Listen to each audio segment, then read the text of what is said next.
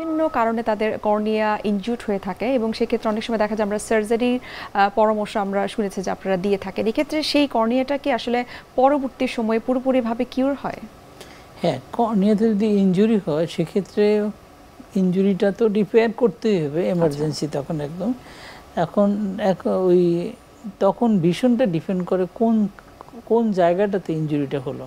যদি সেন্টার অথবা সেন্টারের কাছাকাছি জায়গায় ইনজুরি হয় তখন ভিশনটা চলে যায়, তখন আবার আমাদের ক্যারাটোপ্লাস্টির দিকেই চলে যেতে হয় আলটিমেটলি।